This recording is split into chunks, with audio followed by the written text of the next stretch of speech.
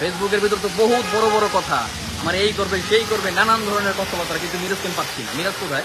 এই দেখেন, আমি কলিজা দেখবো। তো আমি আসলে উত্তরাতে যে বের হইছি, বাট আমি ওরে খুঁজে পাচ্ছি না যে কোথায় আছে। আর লাইভ দেখ আসলে এটার দরকার ছিল না গাইজ, এটার একদমই দরকার ছিল না। তো আমার হাতি যথেষ্ট, তারপরেও তোমরা তো ভিডিওতে দেখছো হাতি যথেষ্ট। এখন এই যে সাথী আপনি নিয়ে আসছে, লাইভ কাটো, লাইভ কাটো। আজকে মেরে ফেলবো কেন?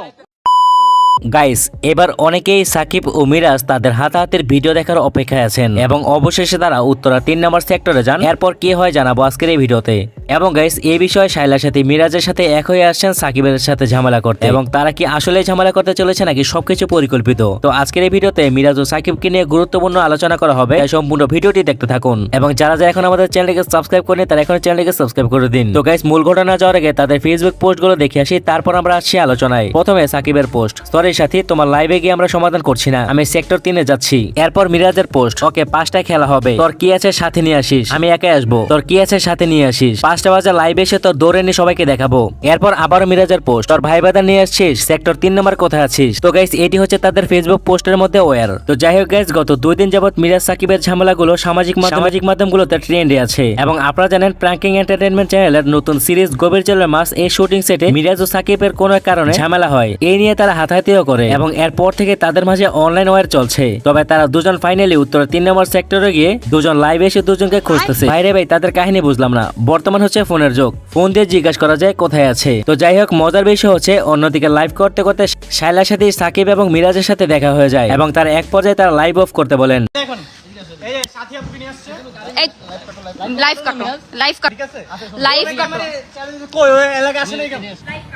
কেন লাইভ কাটো? না না, লাইভ কাটো, কেন লাইভ কাটো। না থাক না। এই মিরাজ ভাই, মিরাজরে তো আমি ডাকছি, শোনেন মান ভাই, একটা কথা বলি। এবং তাদের কথাবার্তা এবং রিয়াকশন দেখে বোঝা গেল সব পরিকল্পিত। তো গাইস, তারা লাইভ শেষ করে পর আবার নতুন করে লাইভে এসে মিরাজ সাকিবকে এক ফ্রেমে ঠিক হয়ে আগের মতো হাসি খুশি ও রং তামাশা করে দেখা যাচ্ছে। হ্যালো এভরিওয়ান, আমি আবারও লাইভে চলে আসলাম। অনেক চেষ্টার পরেও কোনোভাবে সমাধান হয়নি। সমাধান হয়নি মানে এই যে সমাধান করে দিলাম। এই যে কি করিস?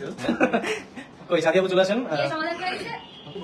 হ্যালো এভরিওয়ান, এই যে এটাই সেই পেজ। এই পেজ থেকে আমাকে নিয়ে উল্টাপাল্টা স্ট্যাটাস দেওয়া হচ্ছিল, ঠিক আছে? আমি কোনোভাবে এগুলো ক্ষমা করবো না। এবং তাদের মাঝে যে 2 দিন ঝামেলা হয়েছে বা যাই হয়েছে, মনে হচ্ছে তারা এই বিষয়ে কিছু জানেই না। তো এটা সম্পূর্ণ পরিকল্পিত এবং নাটকের প্রমোশন প্রচারণার বাড়ানোর জন্য এই কাজটি করা। গভীর জলে মাছ এটা প্রমোশনের জন্য নতুন একটা মানে ডিফারেন্ট প্রমোশন গুলো আমরা, বাট ডিফারেন্ট কিছু না। আমার মনে হয় যে আপনারা সবাই আগে থেকে বুঝতে পারছেন।